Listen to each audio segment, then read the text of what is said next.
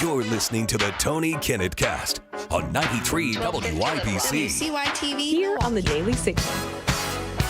Good evening and welcome to the Tony Kinnett Cast here on the Daily Signal, nationally syndicated first on 93 WIBC. We have a lot to dig into and not as much time as would, give us the room to lollygag around. So let's get right to it. A horrible situation out of Washington, D.C. today near the White House. Two National Guardsmen were shot at point-blank range in a targeted terrorist attack. Here is the Assistant Police Chief of the Metropolitan Police on this today. Executive Assistant Chief here at the Metropolitan Police Department. At approximately 2:15 this afternoon, members of the D.C. National Guard were on high visibility patrols in the area of 17th and I Street Northwest when a suspect came around the corner, raised his arm with a firearm, and discharged it at the National Guard members. The National Guard members, there were other members that were in the area.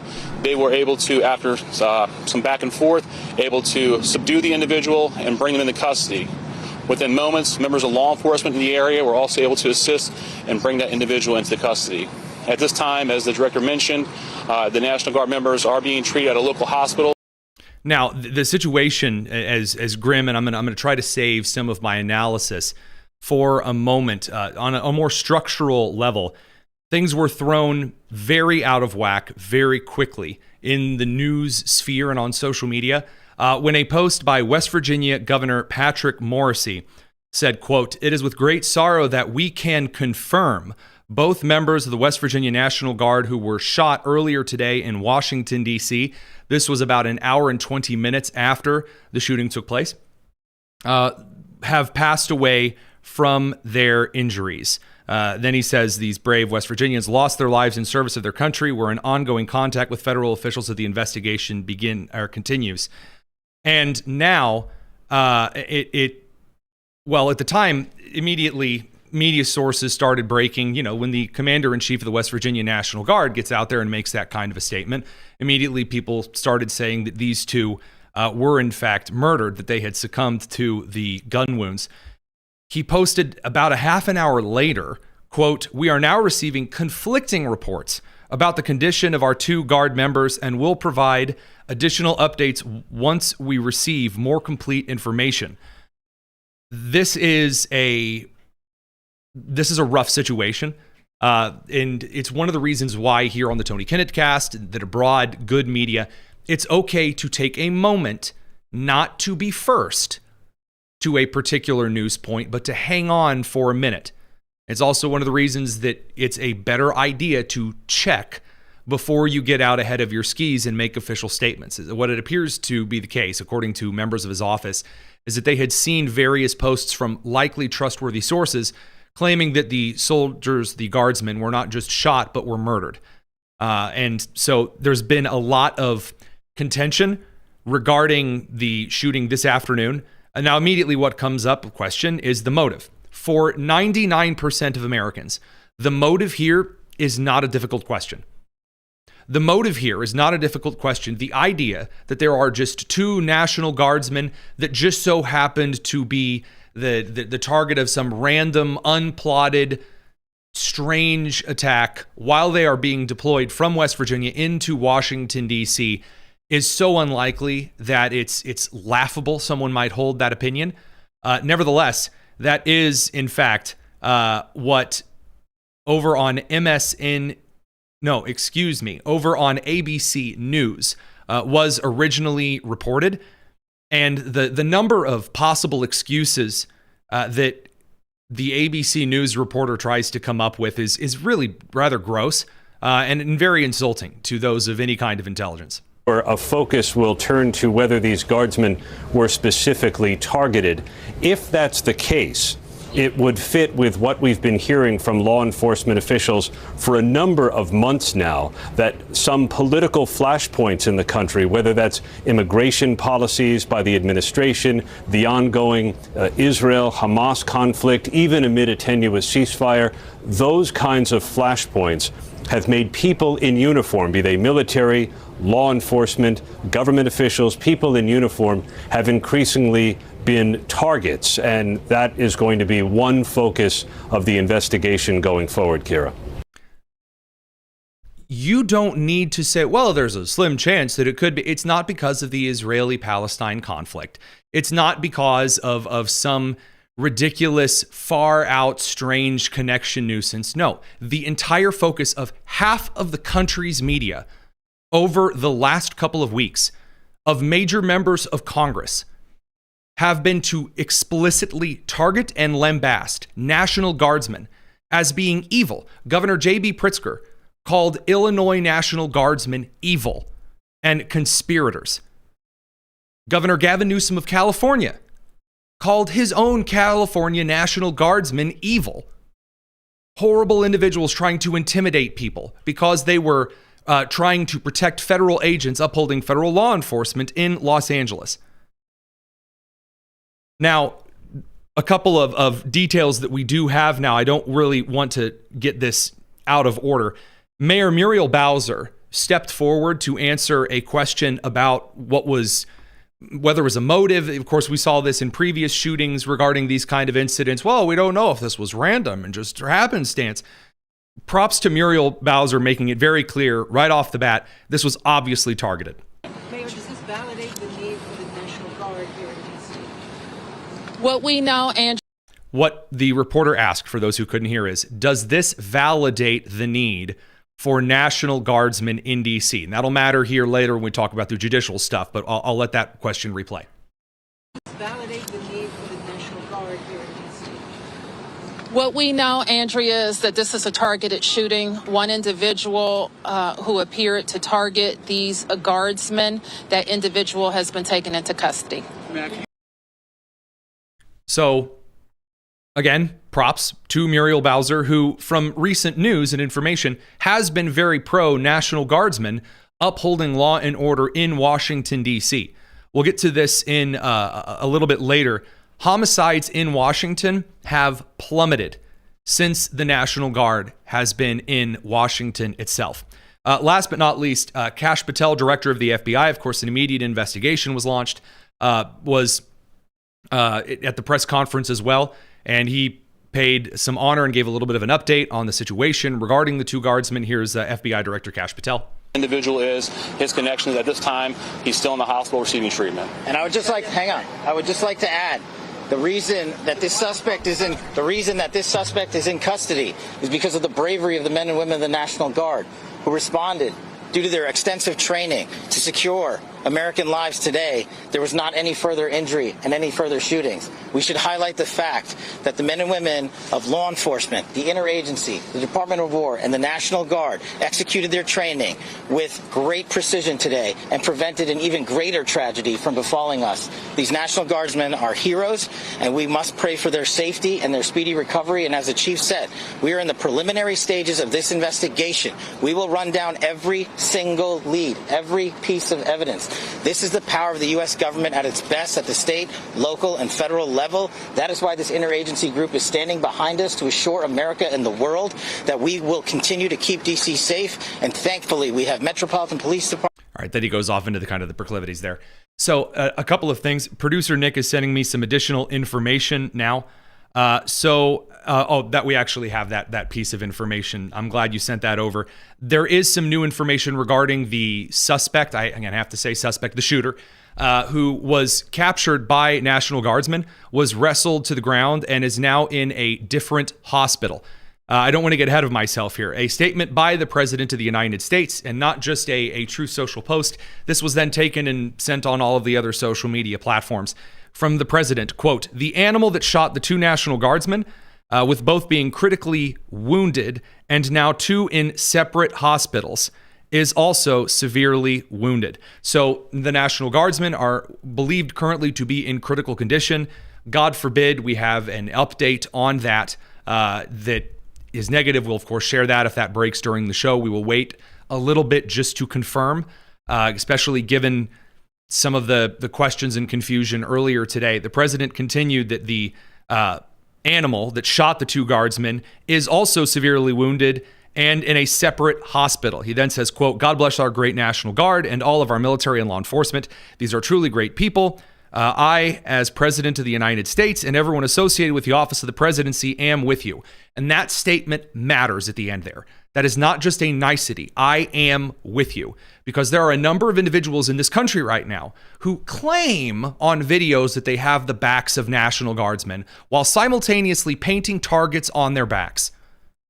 We're going to get to that, but there's a little more news to cover from the information that we know. A suspect in custody, I'm not going to show his picture here, I don't want to glorify this tub of lard, is a fat, bearded moron who was loaded into an ambulance, taken away, who, according to Nick Soror, is an Afghani national and shouted, quote, Allahu Akbar during the attack. Law enforcement sources told friend of the show, Julio Rosas. Therefore, if this is in fact the case, this would be an Islamic terror attack in the United States. Again, we don't know all of the information yet. Regardless, right now, it is very clear that an individual committed a point-blank terror attack in this country, and it has been inflamed and made more likely by those who have spent the last couple of months demonizing the National Guard. And when I say demonizing, I mean openly advocating that the National Guard are some kind of pre-1930s Nazis who are just following orders. This is what one senior analyst over on CNN had described it as. Actually, what the president is doing through the Secretary of Defense is creating units, official military units, to, quite frankly, watch the American people. And that's the thing that is absolutely abhorrent. It reminds me so much of what happened in Germany in the 1930s. It's disgusting. Now, some of the other coverage from today was as atrocious as you would expect. Ken Delanian over at formerly MSNBC, now MS Now, he had some rather gross assertions to make while covering the initial shooting. But of course, there's so much controversy happening in the United States right now with ICE, who are also wearing uniforms. Oh, no, wearing uniforms? Oh, no.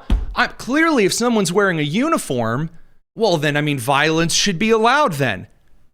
And wearing masks. And so you don't know, people walking around with uniforms in an American city. There are some Americans that might object to that. There's some Americans might object. See, that's why I was shot. Some Americans might object to, people in uniform. That's a grown man making that assertion to you. They're so bewilderingly far from the narrative. So bewilderingly far from what actual people in the United States believe. I've said this before. When I go to Washington, D.C., I'll be heading there next week. When I go to Washington, D.C., I feel more disconnected from what is going on than at any other time and anywhere else in my travels. And that is specifically because people in Washington, D.C., people in the broadcast district of New York City, are disconnected to the extreme from the rest of the country.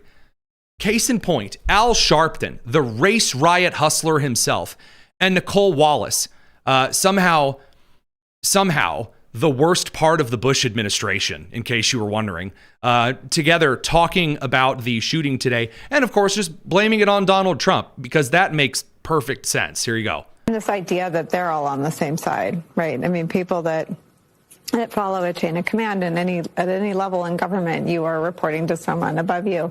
To your point, it's the men and women of the military are following orders. That is the chain of command. They're following orders. This was not a vote that they all voted and said the majority of us vote, therefore we have to go. They're following orders. And I also I'd show the concern that if this has been an ambush, we don't know where this is going. You've got guardsmen out there that's got to wonder, is there something that's going to follow this up? We don't know what we're talking about yet. Mm-hmm. Was this a sole gunman? Now, regardless of the fact that Al Sharpton is a blithering imbecile, it's important to note a couple of things. Yeah, no military force on the history of this planet, no law enforcement group on the history of this planet meets in a large room and votes to where they are going to go and what they are going to do.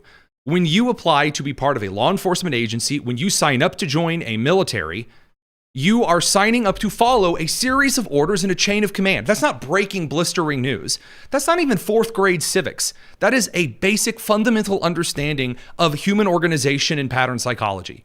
You learned this in preschool. There's a chain of command. Yeah, no kidding. Thank you, Al Sharpton.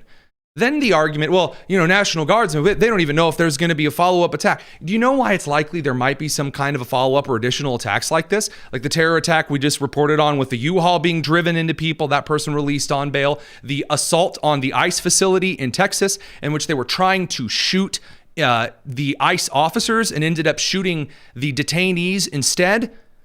Not to mention the horrible firebombing in Aurora, the number of attacks in Charlotte and Chicago and New York. These are targeted terrorist attacks inflamed by a group of people who have painted law enforcement in this country as Nazis. Why? Are the law enforcement taking away any rights? No, they're not. They are upholding the standard of law that is currently held by Congress. Law enforcement officers are not making up laws. The President of the United States is not making up laws. The President has not decided that an executive order the President has not dispatched some executive order that creates a new law regarding immigration. Federal law enforcement is simply upholding the current standard of immigration law. And in DC, the National Guardsmen, who are unarmed, by the way, it's ridiculous. The National Guardsmen should absolutely be fully armed so that if any individual pulls a gun on them, then God willing, that you actually have an opportunity for the soldier to defend themselves and not need other guardsmen to run up and put themselves in harm's way in the process of detaining that piece of filth. Ridiculous. Absolutely ridiculous. Now, this brings us to the rest of the officials for the day that have said some of the worst things. One other piece of update news here. Secretary of War Pete Hegseth has announced that the president has ordered him to deploy another 500 National Guardsmen to Washington, D.C. We're going to talk about that in a minute because there are some conflicting judicial orders because, of course there are. But in the meantime, the conversation around the seditious six, the number of Democrat congressmen and women, senators and representatives who made a video saying, hey, just reminding you don't have to follow illegal orders, and not actually saying what orders might be illegal, not actually saying what to do if you think there's an illegal order being given, just undermining, again, the chain of command. We'll talk about that with Kurt Schlichter in a moment here. Elisa Slotkin, who in that video said, hey, we've got your back, troops. We've got your back. We sure do. Well, except for a couple of days ago when she was saying that National Guardsmen are likely to run around shooting random people. Here was the senator of Michigan making sure there was justification for this terrorist attack in Washington. Look at these videos coming out of places like Chicago. It makes me incredibly nervous that we're about to see people in law enforcement, people in uniform military get nervous, get stressed, shoot at American civilians. It is a very, very stressful situation for these law enforcement and for the communities on the ground. So it was basically a warning to say, if you're asked to do something, particularly against American citizens. It's disgusting. It's just, they're just randomly running around shooting people. That's what they're going to do. When you tell people Nazis are coming, when you tell people their lives are on the line, when you tell people you're like an animal and they're like the Nazis, they're backing you into a corner because they're going to stab you and throw you in a concentration camp and disappear you. How do you think people are going to respond to that? And those who pretend they don't know how this works, because that's what Senator Mark Kelly is currently doing, along with the rest of the seditious six, are making sure that events like these happen all the time. It is an act of terrorism. It is meant to imply political pressure. We do have new information about the suspect confirmed by CBS News. The suspect's name, 29-year-old Afghani national Rahmanullah Lakharawal. He, of course, entered the United States in 2021 under the Biden administration. Remember all that pearl clutching and crying over the Trump administration revoking certain protected statuses for migrants that had no business being here? The open immigration processes that have allowed individuals to just waltz into the country. And by the way, when obtaining ID, that they shouldn't have access to, being allowed to not give any name whatsoever. If you apply for a commercial driver's license in California, there's an excellent interview with the head of ICE, Director Lyons, over on the Ruthless podcast. You should go listen to where he describes there are several states that will allow you to put no name given as the first name of your license or the last name of your license. And then they just give you the license. The way that Democrat administrations, senators, and representatives have treated the security of this country is not only reprehensible, it is criminal.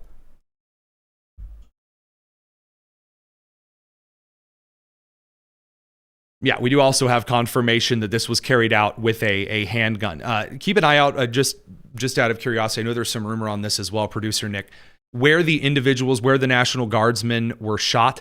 I've heard some saying that they were chest wounds, some saying that there were head wounds. Of course,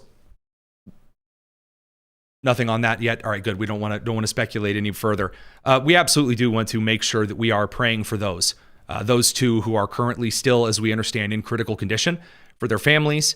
And I also endearingly hope that the medical care that the shooter is receiving right now in a different hospital comes without any sort of anesthetic whatsoever. Now, not only was Elisa Slotkin one of those out there suggesting the National Guard was going to come in and be Nazis. When I say that, by the way, that's not a joke.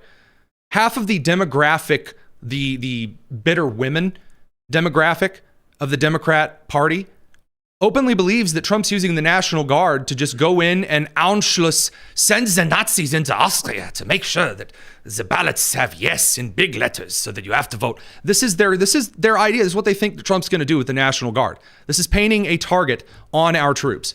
There is crime in American cities, but the way to deal with it is get the funding that you need for police, get the training that you need, and work with local officials. This is a pretext to stop the next election. That's what I think it is. I would say it might also be a distraction from the hearing that's going on right now about the Epstein files. Right. Some things have come up, and AG Pam Bondi was dodging questions and attacking back. Do you not think maybe the whole civil unrest storyline is maybe overblown? I think that Donald Trump also sees American troops in U.S. cities as a sign of strength. I think most Americans don't. I think they see it as like societal breakdown.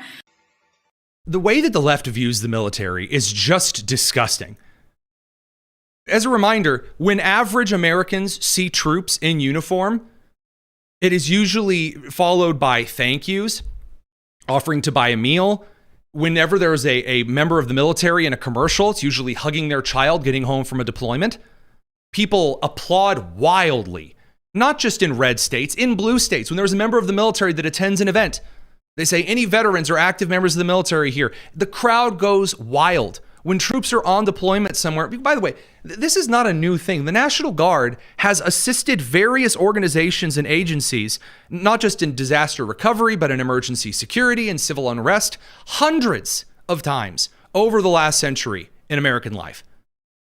This kind of whitewashing of history where we're going to pretend the National Guard is secretly the Gestapo is insidious. It is, in fact, disgusting to the core. And then, of course, you have the journos who have come out saying things. Jane Mayer over from The New Yorker, which is, by the way, if you've never read The New Yorker, it is exclusively the magazine of people who have unhappy extramarital affairs. Jane Mayer says, quote, "This is so tragic, so unnecessary. These poor guardsmen should never have been deployed. I live in D.C. and watched as they had virtually nothing to do but pick up trash. It was for political show, and at what a cost. Filth. Human scum to say something like that." First of all, according to the data, between August 11th through today, November 26th, there have been only 24 homicides in the greater Washington, D.C. area. In the identical time period last year, there were 61. The National Guard have absolutely saved lives in Washington, D.C. There have been fewer carjackings, fewer thefts, and not just fewer petty thefts, but fewer instances of grand theft auto, fewer instances of larceny, of arson, fewer instances of sexual assault. I've been to Union Station. It is where I grab lunch. The very first time I'm in very first day I'm in D.C., I always end up grabbing lunch from the Union Station, kind of on my way in. And the National Guard have ensured they're not picking up trash. They are keeping that area safe. And it was filled with vagrants, very violent vagrants. And by the way, people aren't just making excuses for this horrific act. They're openly praising it. Here's that from producer Nick, sent this over our way. People over on TikTok on the left, openly offering kudos and shout outs to the would-be assassin. Shout out to the patriot who kirked 2 federal agents near the White House. This is exactly how we need to be dealing with violent dictatorships. Embrace our Second Amendment rights. Hopefully they'll think twice about serving this racist administration. You better take this one because the words that I have are not FCC compliant. The double standard of suggesting that the National Guard had nothing to do and stood around collecting trash, but also need to be wiped out because they're contributing to a police state. The cognitive dissonance there, I think, is exemplified pretty well with that man of believing that that's what you do with a dictatorship. You kill people serving your local community that were just standing around picking up trash. Regarding the piece of trash that has yet to be picked up, who gave kudos to the Afghani national who shot 2 West Virginia National Guardsmen, saying that he kirked them. Again, the embracing of political violence over on the socialist left. By the way, there really should be a point in which when a side tells you they are willing to kill you, that's enough. That's enough. The idea that we need to sit around and wait until the shots are flying in front of you is ridiculous. I'm over it. I'm over it.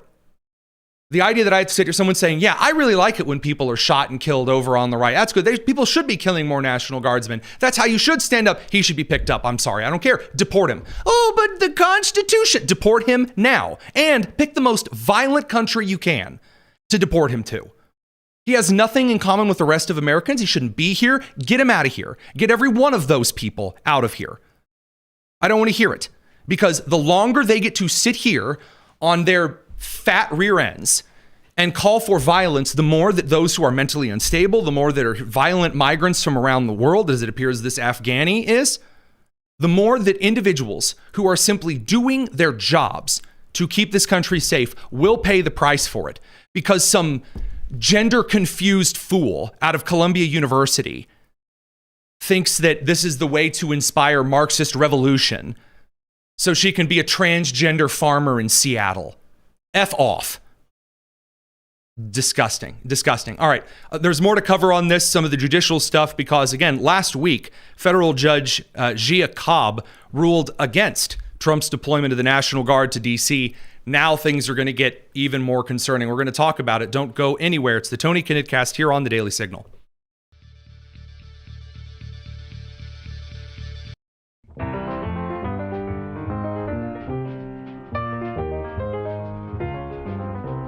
This is the Tony Kinnett Cast on 93 WIBC.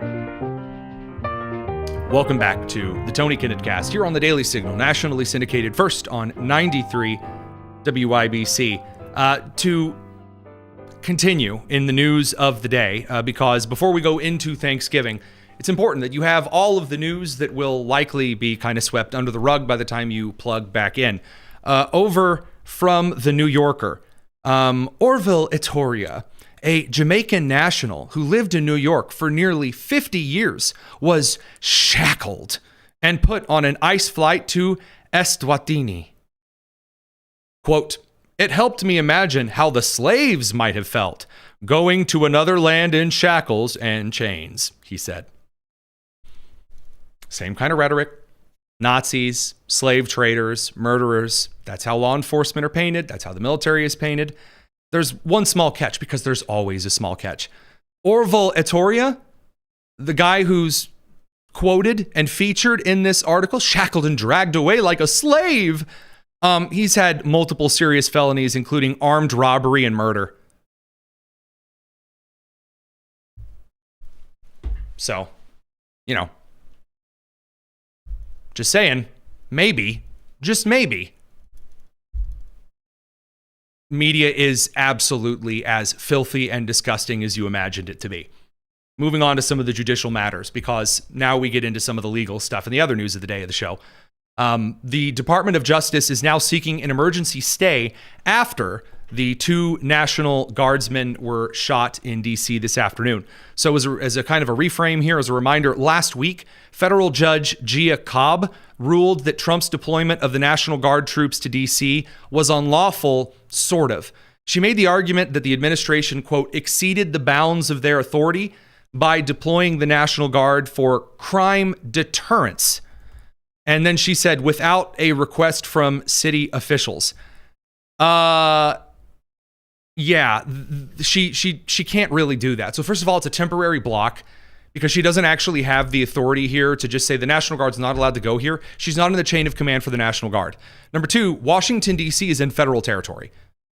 The Senate, as well as the Washington, D.C. Metropolitan Department under Muriel Bowser, as well as the City Council, have approved National Guardsmen continuing to be in the city. So saying, well, they're there for crime deterrence, and that's bad. I don't like that. Well, I don't care how overweight a judge you are.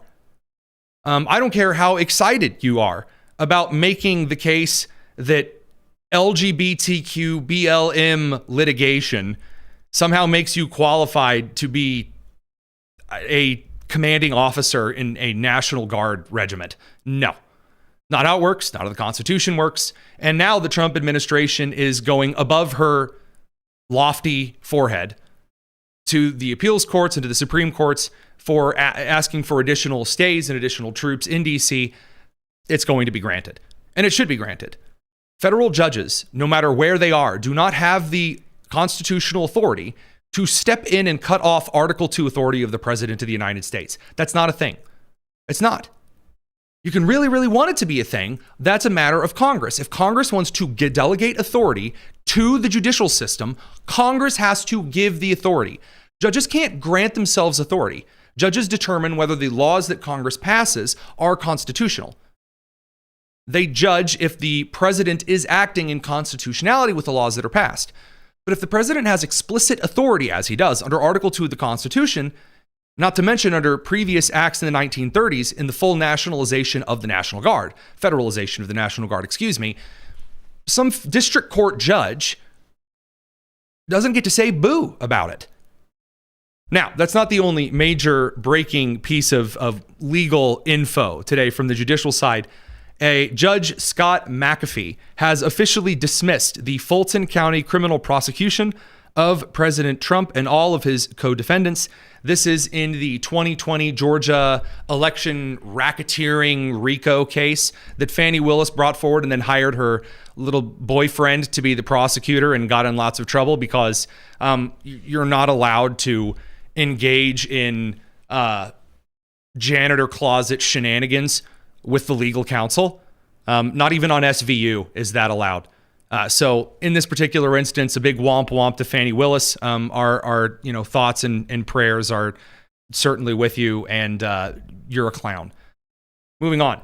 Representative Eric Swalwell, the Democrat representative from California, and also a Democrat candidate for governor of California after being sued by the Department of Justice for mortgage fraud because the Trump administration allowed FHA Director Bill Pulte to look at suspicious mortgage documents from those serving in government and found that Eric Swalwell very overtly, very obviously purchased a $1.3 million home in Washington, D.C. He has no place of residence listed in California that he's lived at. So he's not even legally a member of the California congressional delegation to Washington. That's a serious problem, but neither here nor there. He may not even be eligible to run for governor of California. But he committed mortgage fraud by essentially making the claim when he was getting his house in D.C. that was his primary residence. Well, if you're a member of Congress, you can't have a primary residence outside of your state. Kind of the whole point of being a representative of the great state of California. That would be the point. Now, Eric Swalwell has decided that the move here, because everybody's got to have a little political strategy after you get smacked with a very serious lawsuit. Again, the kind of lawsuits that are on paper. You are dead to rights. You idiot, wrote primary residence on your mortgage and you got caught. Well, Alas, legal strategy. Here we go. Eric Swalwell is countersuing Bill Pulte. Why? Here's his statement. This is all real. I'm not making this up. Eric Swalwell is suing the guy who opened the filing cabinet and pulled out the mortgage documents Eric Swalwell illegally signed, knowingly, because there's all of those, like, make sure you know what you're doing here, right? Here's the argument. Here's the statement he released on social media. Quote, "Today I have filed a civil lawsuit against FHA Director Bill Pulte for violating the Privacy Act and the First Amendment. Director Pulte has combed through private records of political opponents to silence them. There's a reason the First Amendment, the freedom of speech, comes before all others. As George Orwell said, if liberty means anything at all, it means the right to tell people what they do not want to hear." Don't you remember when he said that after signing the Declaration of Independence? Ah, yes. We the people, in order to form a lower interest rate in a state outside our own, in order to defraud the American people by committing heinous bank, mortgage, and wire fraud, respectively. You know, my favorite part of the Constitution. Orwell signed it and then said, you know what? I think we should make sure that the First Amendment is first. Yeah. You know, in his famous free speech is the First Amendment. I know we were thinking it was going to be third, but I think the order is going to be really important. So let's make it first. And then he signed off. Yeah. One of his incredible works, Animal Fraud. Excellent. He outlines it. 1984 Closure. Also top notch. I'm really proud of the George Orwell rewrite here. Kind of ironic, not going to lie. What I really love here is he's making the case. He said, so he's combed through private records of political opponents to silence them. Look at me here for a second here. Hang on. Hey, wait, this isn't quite right. Get the chyrons off of the screen for a second. Little one-on-one conversation, you and me here. Your mortgage records are filed with the government because you moving large sums of money means taxes are very precise, because you have the right as a citizen to sue the Internal Revenue Service if you mess up. The Internal Revenue Service has the right to sue you if you mess up on those particular taxes.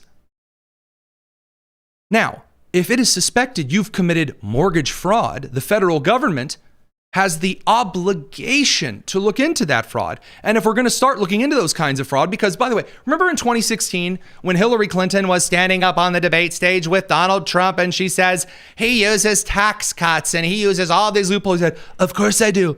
And all of the rich people do. I'd be stupid not to. All of your donors, Hillary, they use the loopholes. If we're actually going to start going after the loopholes and the people who are just committing blatant fraud, wouldn't it make sense to start at the top and work our way down? Isn't this something the American people have been complaining about for a very long ding-dang-dong time? It makes a lot of sense. Especially when it comes to the IRS. Makes sense to me. Everyone always is complaining that if I screw up on my taxes, it's the hoot scow for me. Eric Swalwell openly, very blatantly lies on his mortgage documents. And what does he get? A Chinese prostitute and a slap on the butt? No. I was about to just ask, do you think he'll at some point make the case that he received advice from one of his girlfriends and that's why he messed up on it? He was filling it out and asked for her help. and she has no idea how owning a home works. And she gave him her answer. She was like, "Wing dong ting tao," and he's like, "Oh, I don't speak Mandarin. I think that means yes." By the way, if you do like decide, that was how could you? That was really right. I'm sorry, making fun of a Beijing communist spy. Yeah, I'll do it again. You don't know what would be really racist is accidentally, handing a Chinese takeout menu, thinking that it's one of the mortgage forms. Nick, as Mao once said, that'll be $13.95. Thanks for coming to Panda Express. Now, moving on, before I do in fact get kneecapped by President Winnie the Pooh of Beijing. Eric Swalwell's not slowing down there. The case has been assigned to D.C. District Court Judge James Boasberg. Yes, James Boasberg, excellent. The guy who just so happens to randomly get all of the very serious political cases in Washington, D.C., has randomly, by chance, by happenstance, by the seat of his pants, been assigned this particular random case. Now, we actually want to talk about real anti-Asian discrimination in this country. It happens to be that James Boasberg has presided over a large number of cases that have ruled against Asian Americans expressing concerns via civil rights litigation. And I'm just drawing some lines here. I just didn't expect. That I actually have the Boasberg, the Boasberg Asian connection there. Why, yes, I certainly do. I've never seen him eat an egg roll. I want to make this explicitly clear because from Politico, this episode's going off the rails very quickly, and I'm loving every second of it.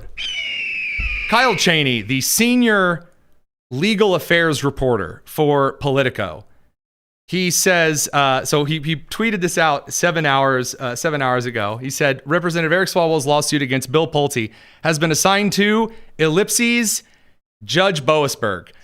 Now, when you put a tweet out there like that, and you have an ellipses, a ... and then you say, you're putting a lot of focus on the Judge Boasberg, and then people start responding as you would guess, like, wow, what a surprise, Judge Boasberg with another blockbusters, like... Answer there, the Daily Double. Everyone's like, wow. He takes offense to this. And Kyle, again, over from Politico, says, folks, there are a lot of high-profile, controversial cases in Washington, D.C., and actually... Boasberg has gotten a smaller share of these controversial cases than many of his colleagues, including some appointed by Donald Trump. The conspiracy theorizing around how he gets the cases is so silly. Okay, no. I chimed in on this one myself because I couldn't help it. If this was bait, it was very well done. I said, it's not like Judge Boasberg allowed the illegal tapping, tracking, and spying on of U.S. senators, and then assigned himself the oversight cases on that particular series of investigations. It's not like in a series of huge, sweeping, major national injunction situations, just so happened to get every single one of those randomly assigned cases in like a 4-day stretch. That's a batting average. I mean, tell you what, if you're getting records like that, Vegas is calling to stay away from Vegas. They'll throw you out on card counting or something. No one's got luck that good. Yeah. In fact, normally, if you're that good at blackjack, you run for the governor of Illinois and then tell, we made $1 million in blackjack you profit saw where this I was year. headed. Yeah, I knew where you were going. Now, one other thing, just because we're, talking about it, some might say it's random that of the 8 anti-Asian American discrimination cases brought to Washington, D.C. over the last 5 years, Judge James Boasberg has presided over all 5 of them.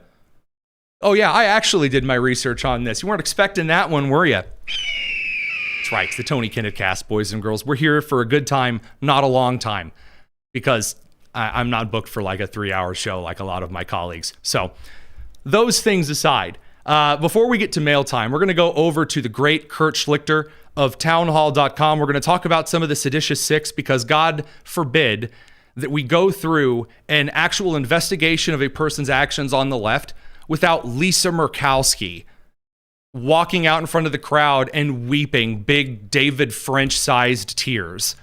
Oh, they're going after one of my friends in the Senate. So we're going to talk about that with Kurt. Don't go anywhere. It is the Tony Kinnett cast here on the Daily Signal, nationally syndicated and first on 93 WIBC.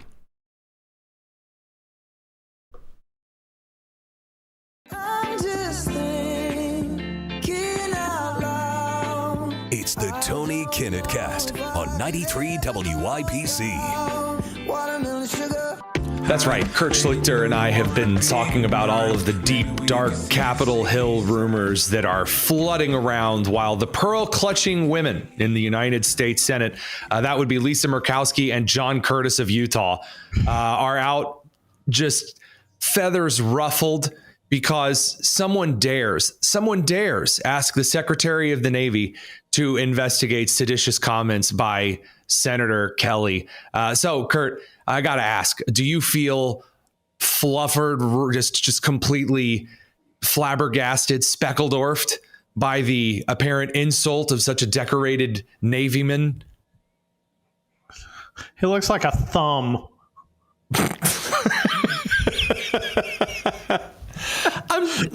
Mark Kelly. Oh, man. If he's such a goof. I mean, first of all, I think he's also like 5'3".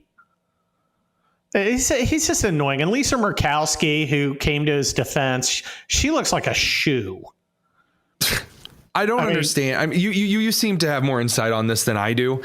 I don't know why, when you have a guy who is insinuating every single day that the entire Republican Party is evil and illegal and they're killing the children, and all this other stuff, that then the Republican senators, when he is investigated for seditious remarks, they immediately come out and go, well, because we all know the expert on military law is Lisa Murkowski. Well, he didn't do anything wrong and he's my friend. Give me a break. Useless. The problem with having such close margins is these marginal characters suddenly get outsized importance. I mean, if we had like a 10, 15 seat majority, Thomas Massey would just be a lonely crank, doing whatever he does. He got a nice haircut, though. I guess his new wife was like, nah. You look like an adjunct professor at a community college in Tennessee. As is a wife's right to tell you to get your hair cleaned up. Yeah, he looks a lot better. He's still a moron. I'm really glad that, I'm really glad that MTG's gone. I wish she could have weighed in on it. Every time I look at her, I think of Clint Eastwood saying, "Right turn, Clyde."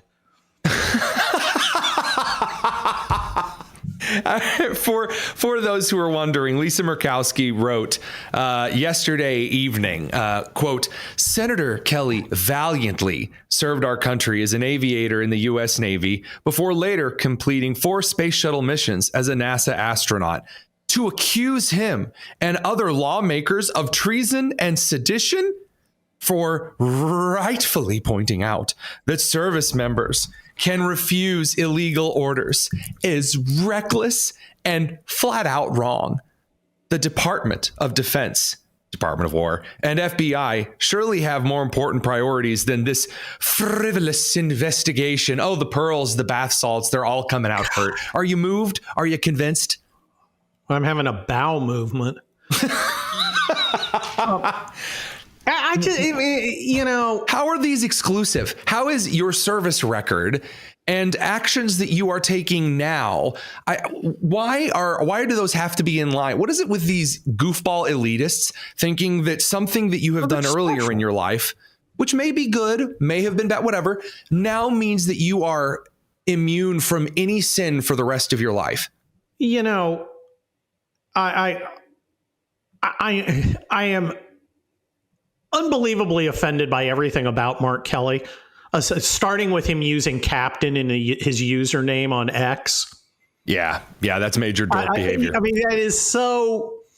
It's like call me doctor, and you have like a doctorate in like I know paleontology. Yes, it belongs in your bio because it's a credential. Geller.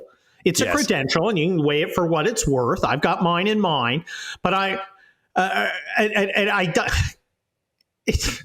I'm Captain Mark Kelly. Dude, that's like mortifying. It is so cringe. It's like you get your rank to do a job, not to be the rank. It's pathetic. And I see that a lot from active duty guys. More from active duty guys, not all active duty guys. Us reserve guys, we're like, yeah, I'm a colonel in the Guard. I'm also a really good lawyer in California, which pays the bills and matters. By the way, we reserve guys meet the same standards that the active duty guys do. We just have an entire other successful career at the same time. Don't get into the difference, because then I'm going to start talking about contracting, and then everyone's going to start asking questions, and well, they get no answers. I did have somebody go, well, just some National Guard major like Pete Hegseth. Oh, the guy who did 2 combat tours and has a CIB. I'm so tired of this, though. I'm so tired of this idea that you have these individuals who served in various roles. Again, you need a lot of different roles to make our military function. I like to tease car wash. Right, I like to crap. I like to tease the guys, who are these brass, guys that are in logistics, but the logistics corps, obviously it matters. The signal corps, it matters. Those who are keeping the drones running, let's say there's a guy who did some drone maintenance and mechanics. We get to make fun of them because we're in. Civilians, back the F off. And by the way, to make this explicitly clear, when you criticize an individual's actions now, that has nothing to do with their service record at all. Because as we found out from Petraeus, after you get done doing good stuff, if you go screw your mistress, that doesn't have anything to do with the stuff you did for the country, unless you're out there, I don't know, providing morale to the WACs during the Second World War. Well, if he had whacked, he wouldn't have had that problem. That low bar, but that's right there for you. The infantry's there for you, baby. So I know that you have forsaken a beautiful Thanksgiving-filled, joy-inspiring Kurt Schlichter town hall Thanksgiving column to go after this nonsense. And this is one of the things I wanted to ask you about. I despise when a man has to whip out his fruit salad. I despise when a man has to go, hey, look at my medals, and do the Soviet kind of Krukov, blazer flip of the medals to impress us all. Have you ever had the need to display all of the medals instead of just the ribbons on your uniform? 32 ribbons, all of which are for perfect attendance, except for one AAM. I literally have, you'll love this. I have an AAM for supervising, not participating in. I was the lieutenant. I supervised the erection of a beer tent at the Nelligan Barracks Volksfest in Stuttgart. I know, right? I was there. Me and Dick Blumenthal. When did the battle? When did the tent offensive? No, I mean, the tent offensive. Oh, that's brutal. The thing is, it's like, civilians are like, well, he's got many, many ribbons. I'm like, well, there's ribbons and then there's ribbons. I saw some guy, Dakota Meyer steps up, right? And goes, hey, simmer down there, Captain. Just chill out and, take care of your troops instead of trying to talk them into getting themselves a bad conduct discharge.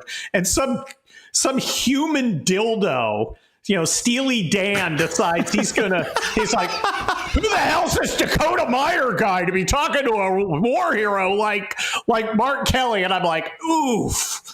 Now, look here. Wow.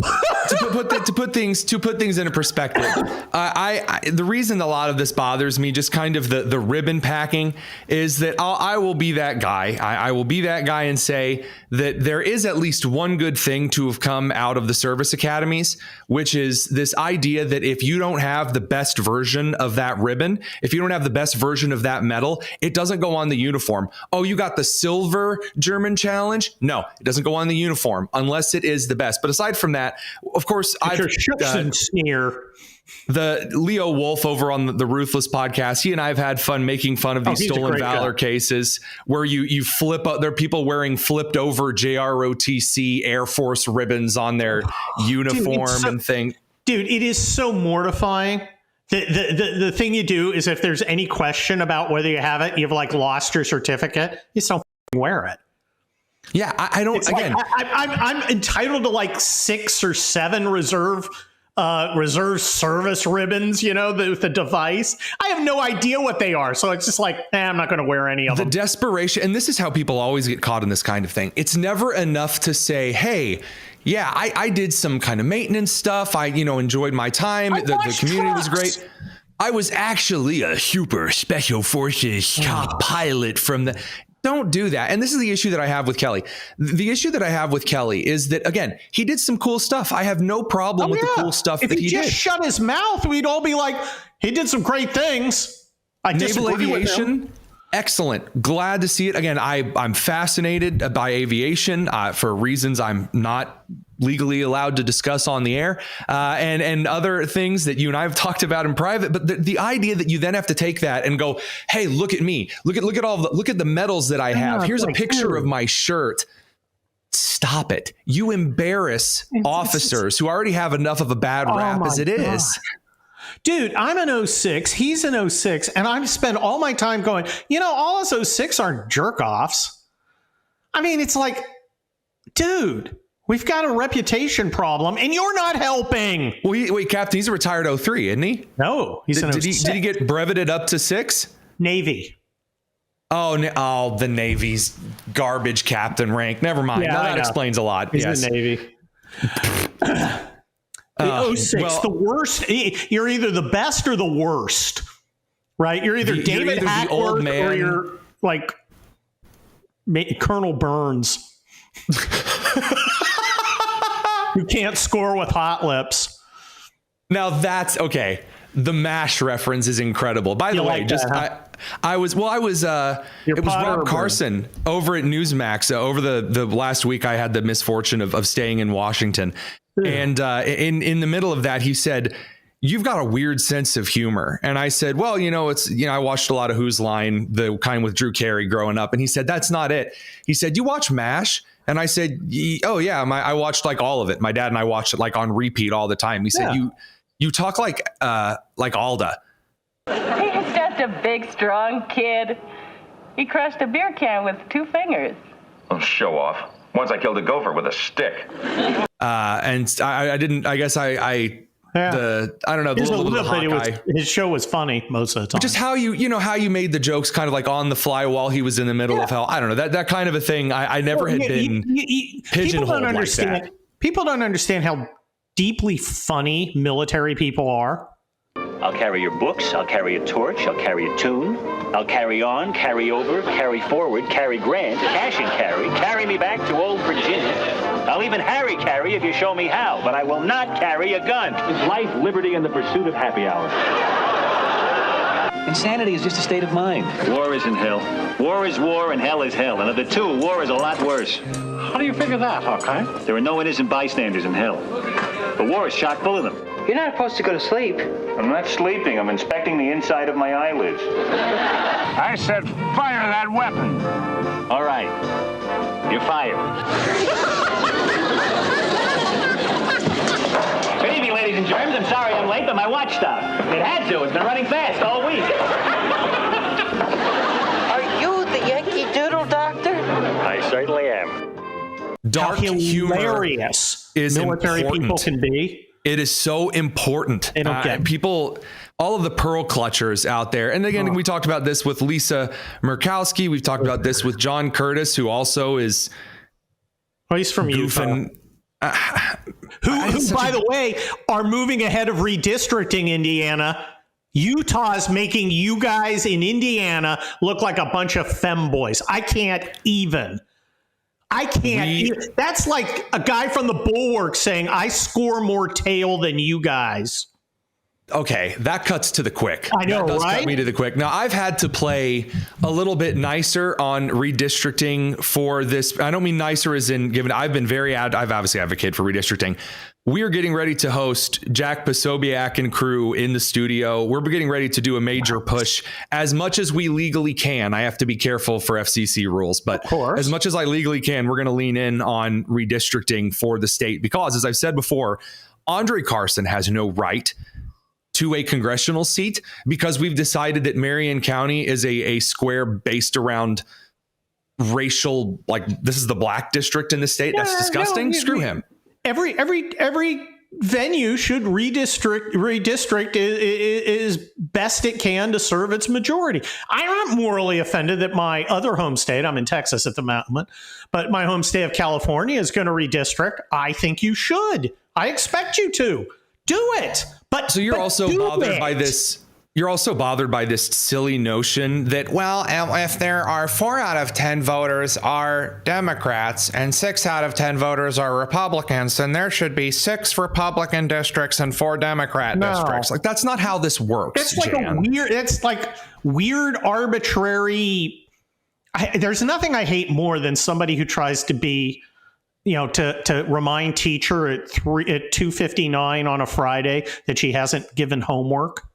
Oh, classroom nerd stuff. We haven't been fair. Jill only got 3 vanilla wafers. That kind of nonsense. Yeah, everyone be quiet while teacher's out. I'm going to write your names on the board if you're bad.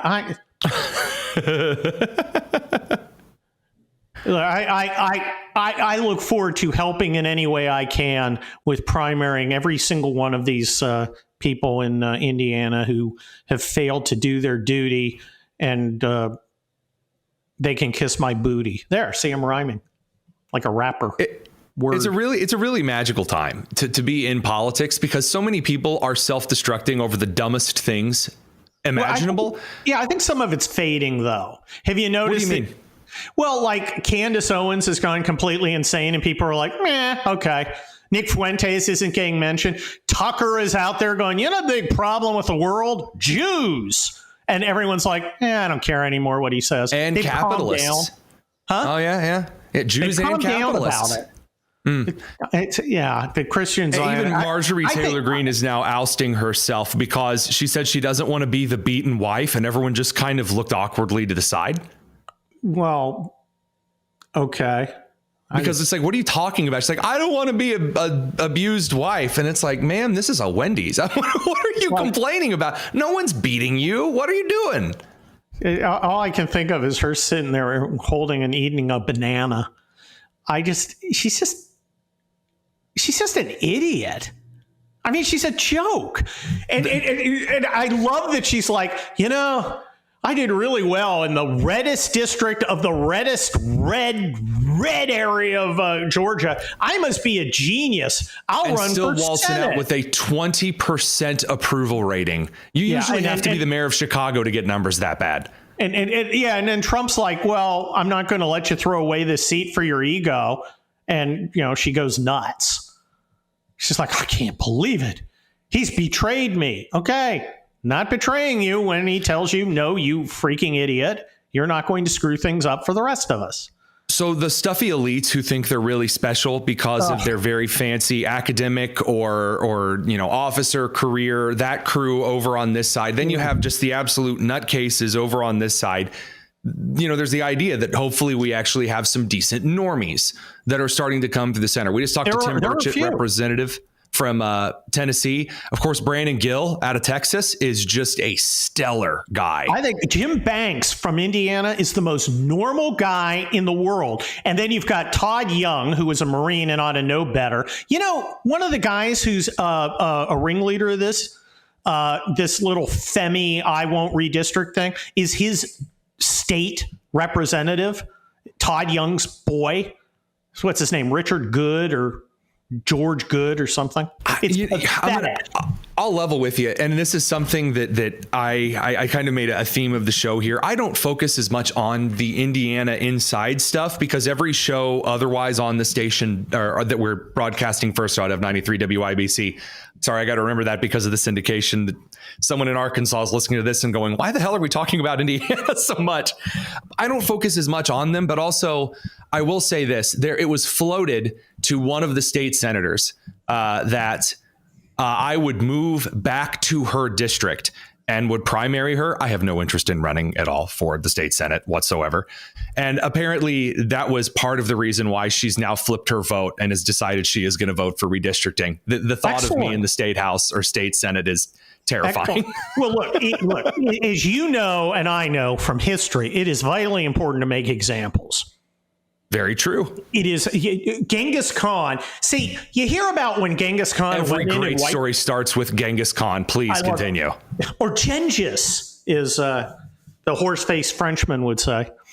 You hear about the towns that he completely leveled, and there are a few of them, but you don't hear about the hundreds of towns where people said, I don't want him doing that to me. I give up. I'm going to obey. People say, Kurt, you're harsh. You're cruel. I'm not cruel. I'm actually very nice. I'm offering you people a way not to have your careers destroyed. I'm handing it to you on a silver platter. You just got to go take it.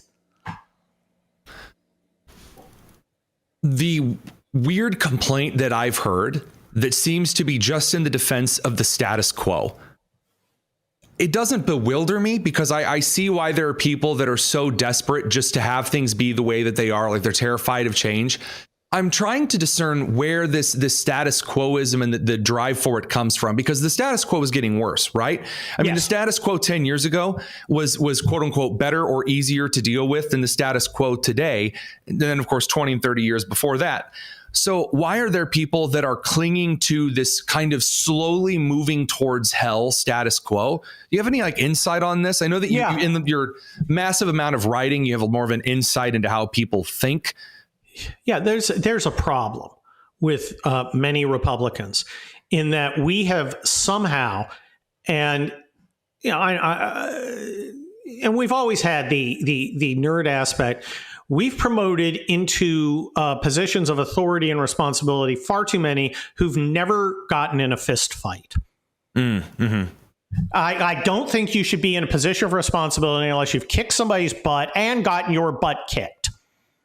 Because I think that refocuses your mind on things. When everything's a hypothetical, you tend to put up with nonsense. And these politics are hypothetical, but they're not hypothetical. They are it's hypothetical for them because in their gated communities, nothing touches them. Yes, but the constituents that they're supposed to be protecting are getting shafted, getting murdered, getting destroyed. You know, when it's just cruel to arrest people in our communities who've been here living, and working. No. They get drunk. They drive into the local cheerleader. She's dead. That's just the DUIs. I'm leaving out the rape murders. Mm-hmm. Okay. Mm-hmm. I don't see why our lives are less important than your feels. Because they aren't. If you don't have the guts to do what a man needs to do, get out of the way. Yeah. There is an aspect of this. There's weird pseudo civility that they think, and we see this again in Murkowski. We talked about at the beginning. We see this with Curtis, where because you have a friendship with someone or because you work professionally with someone, this means that you toss aside the things that you're there for. Because there's someone who believes something and they want something. And what's worse is that they are there to do work that their constituents are counting on them to do. And they say, well, actually, no, screw you, Alaskan. Whether, up in Murkowski's realm. Sorry, I actually have to simp for this goober who thinks that because he has a distinguished record in the Navy and NASA, that means that he can never be wrong. And so I have to get out there and lick his elbows. It's really weird. He's my buddy, and he's going to make tens of thousands of us unemployed when he votes to close down drilling. But that's okay. I can't oppose him because he's my pal. Yeah, because Alaska, I decided that, well, even though there's a lot of, military men and women out there who have said, yeah, making this kind of video is clearly trying to undermine the chain of command. And even though his crew can't say why anything is illegal, obviously the thing that they are trying to insinuate is that the actions in the Caribbean are illegal. So they're actually trying to get seamen, sailors killed. Multiple, of course. Here at home as well, but I mean the most immediate thing being the action in combat situation. The thing I think is the gutless, disingenuous. I'm just pointing out this basic fact. I don't see why you're getting so upset. It's like a little kid in the car, and he's like this with his. I'm not hitting you. I'm not hitting you. You know, and it's like we know what you're doing, and you're going to get some dumb lieutenant. From the University of College is going to decide, I don't have to follow an order to go to Washington, D.C. to keep those savages from butchering each other because I'm smart and I watched MSNBC and I'm not dumb like everybody says. I'm smart and I want respect and I'm going to get myself end up with a bad conduct discharge that's going to follow me the rest of my life because I listen to these guys who have my back. How exactly do you have their back? Are they going to take a few swings at the rock with a sledgehammer at Leavenworth for you? Just as a fun little aside here, you bring up a really important not a false equivalency, double standard here, where they'll say, hey, we as Congress, we have your back. And you say, how? I say, well, on the Armed Service Committee, and Congress is kind of the mom of the military, whereas the chain of command is the dad, right? That's, again, kind of how that was set up constitutionally. But then at the same time, when you say, okay, well, you released this video undermining dad, you released this video undermining the chain of command. And they said, well, I'm just a regular American, as Ruben Gallego got out there and said, it's like a free speech issue. No, it's not. You are part of the apparatus that directly impacts the military. Yeah. But being willfully stupid. Well, the thing is, I find the undermining of basic institutions, because Trump is such an emergency, and Trump's an emergency because he's taking power from them. It's such an emergency. We have to undermine these institutions to protect these institutions. Dude, and you wonder why the conservatives are like, don't care about the Department of Education. Well, how dare you? Nope, don't care. It's a bunch of DEI crap. Don't care. Just wait till we get to the Article 3 courts. You know, you can have an ICE agent on video getting a sandwich thrown at him. That's a battery. And, the courts, because they have that jury pool in D.C., aren't going to come through and give us the relief we're entitled to. We can't go to court and expect to get a fair, neutral shot. So goodbye, Article 3. We're just not going to do it. And no some one judge thinks out there through some of these consequences at all. No one's thinking through them. It is such a short-term mentality, especially with the new social media, that the thing is, they marched through the institutions. They took the institutions. In the words of Iowa Hawk, they gutted them, skinned them, wore their pelts like a skin suit and demanded respect. And they didn't understand that doesn't work for very long. You can draft on the corpse of the institution's respect for a little while, but eventually people are going to turn and go, screw this. Screw you.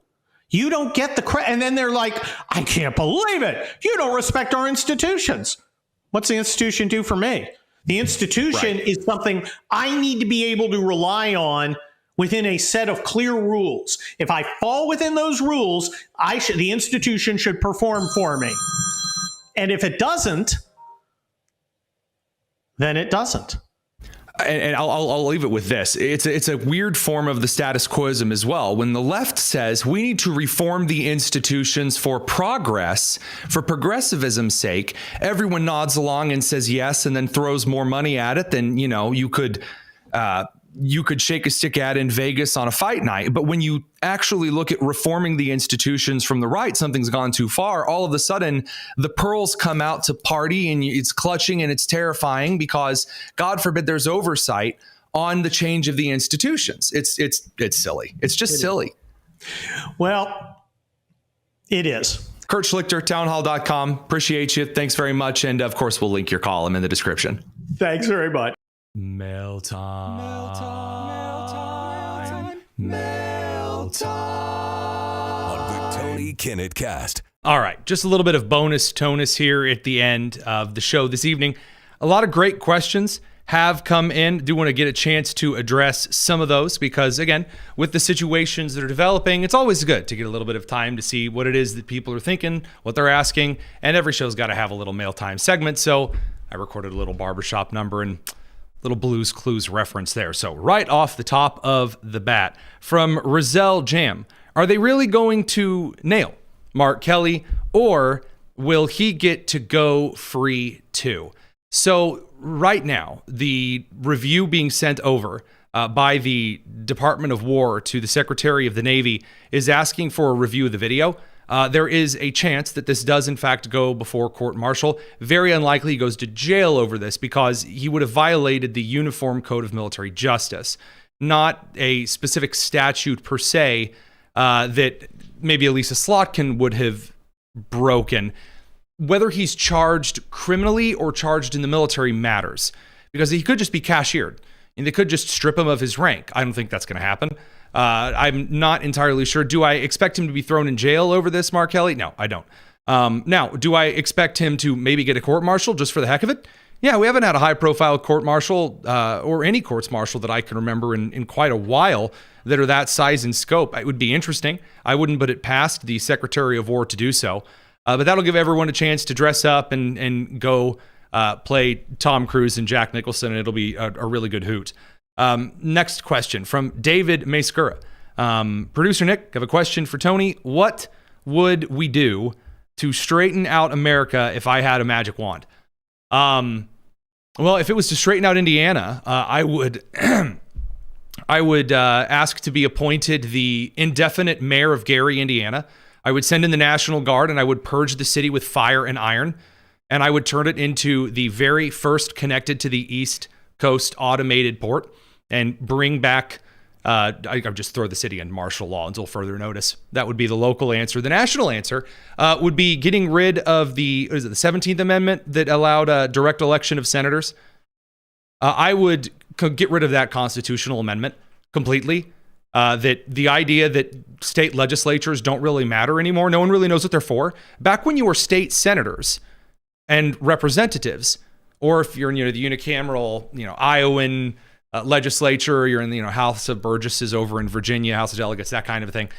When your state legislature gets out there and makes the case that you should have state representation of the senator, you care a lot more about your state government. Now people don't care. People don't understand why your states decide what redistricting is. People don't decide why the California Assembly matters. Why does the state Senate for California matter? Why? And it's important because that actually makes states distinct. Direct election of senators is probably a huge reason for trouble. After that, I would scalp the majority of federal agencies. I would make the idea of rules illegal. So there are laws, and then there are rules and regulations that the bureaucracy can set through agencies. I would outlaw rules. No more of those. If you want to pass a law, it has to be delivered through the legislature. The last but not least, I would ban national emergencies, or clearly define them, and I would be hyper specific about what a national emergency is, and when you as a president get to declare it's an emergency, and then divert half of the national GDP towards something that may work or may not be a national emergency. Those would be my magic wand. Now, the actual magic wand approach that I would really throw into play, I would nuke France, I would conquer Greenland, and I would spare no expense to dynamite around Cook County and shove Chicago into Lake Michigan until it sank. That's the magic wand approach, I think. Producer Nick? France has the Hadron Collider. Oh, yeah, France does have some pretty cool science stuff. Okay. Next crusade. We announced the next crusade. We conquer Lebanon. We reform the Christian nation of Lebanon. I will, in fact, be your prince, not a king, because Christ is king. So, yeah, that kind of a thing. I'll take those undertakings there in that situation. I love fun, goofy questions here. So that said, next great question this evening. A little bit of a thanks to Maggie Bogdan for the $10 super chat, saying blessings to the Tony Kinnett Cast crew. You guys don't have to give super chats or get channel memberships. We really appreciate those who do. It's very, very kind of you. But big thank you. Appreciate that very much. Very, very kind. Up next from Lisa W. Regarding the video to disobey illegal orders, how about they do their jobs to legislate and stop pretending they're still in the military? Yeah, that would be nice. I have no problem with those who have served in the military expressing a deep opinion on the military. I have no problem at all.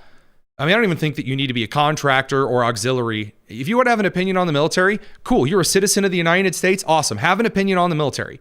If you are a citizen of the United States, you have a right to do whatever. in the United States that you are allotted those privileges under the Constitution to do. You want to talk about military? Cool. You want to talk about foreign policy? Cool. You want to lobby as a U.S. citizen for something good? Awesome. You want to lobby for something bad as a U.S. citizen? Fine. That's your right as a U.S. citizen. But when you start pretending that your experience makes you not only more qualified to talk about something, but gives you the right to tell everyone else to shut up about it, that's when... I don't think that's when you really start. I don't think that's a really good idea, personally. So that said, over to the next excellent question. This is from High Turbine. If the National Guard in D.C. was unarmed, then who returned fire and wounded the suspect? Reports seem to indicate that it was the Secret Service. The Secret Service were those who were immediately over on the scene and providing medical aid. I do believe there are some National Guardsmen that also carry a sidearm, and there are some Humvees, many of which are made here in the great state of Indiana, fun fact for you, that they do keep an M4 in the vehicle.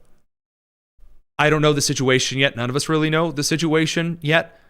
So when I do know the answer to that fully, I'll let you know. I'm more than happy to have people having their rifles half slung at battle ready. And, you know, actually, if we're going to put a person in uniform, they should probably be carrying the full kit. You know, I know a ruck down I Avenue sounds about as exciting as a root canal, but if you're going to station them there, then do it right. Question from Tanya Hendrickson over on this particular issue said, so we all realized this was a false flag operation, right? No, it was not. Quit doing this stuff. Quit doing that. Every time there's a thing, it's a false flag conspiracy. How about people who announce they're going to do bad things often do bad things? Again, to remind those of you who have never been outside of the United States and believe the rest of the world is sunshine and roses, there's a lot of people in the U.S. who understand the world is a dark and rough place. Those are people with a lot of common sense. There are some who believe, stupidly, that, well, you know, just over in the Middle East, it's really sunshine and roses. It's the George W. Bush approach to foreign policy.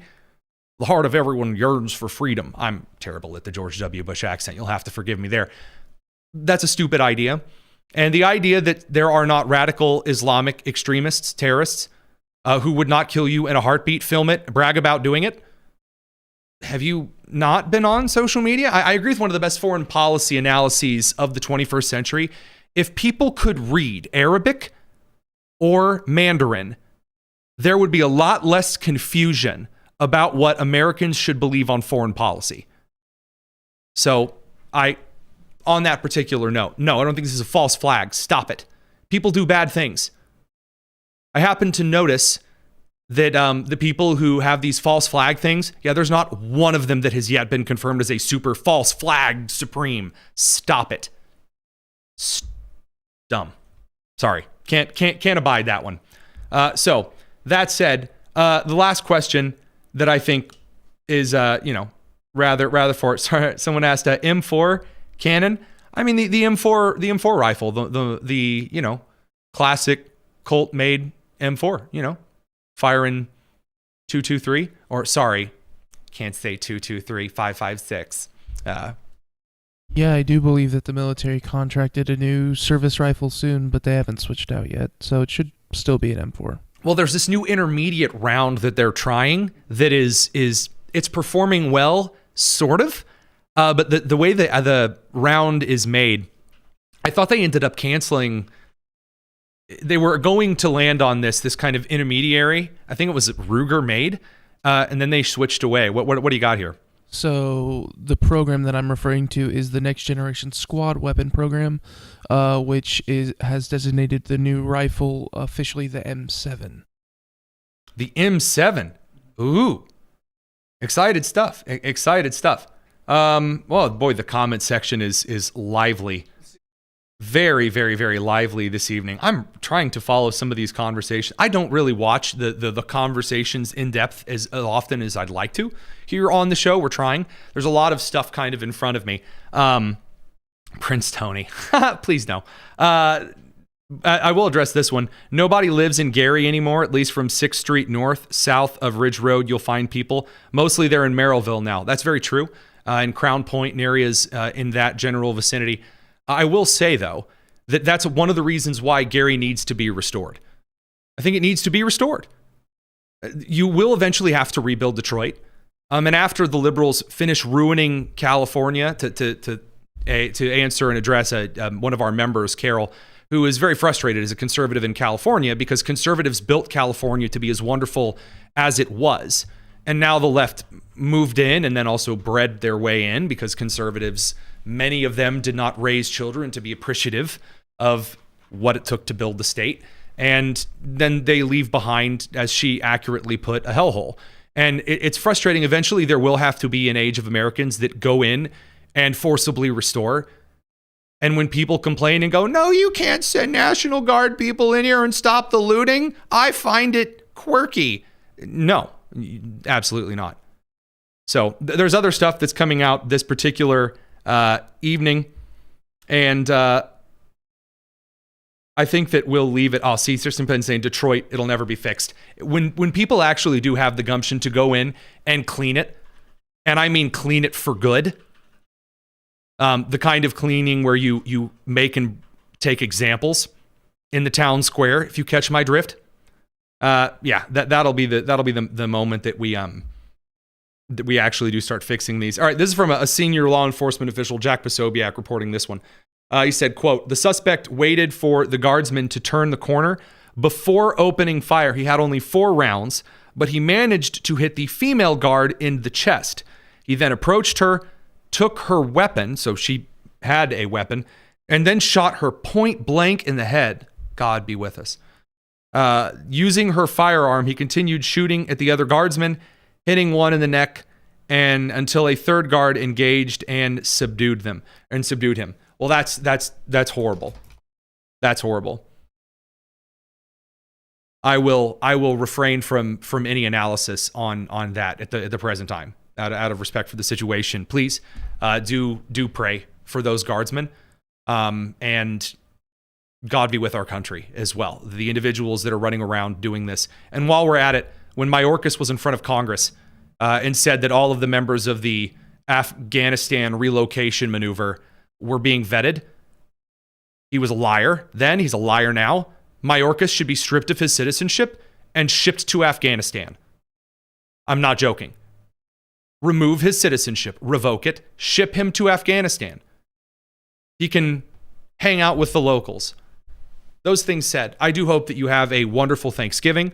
Don't participate in any of the Black Friday garbage. It's not worth it. And spend some time with your folks.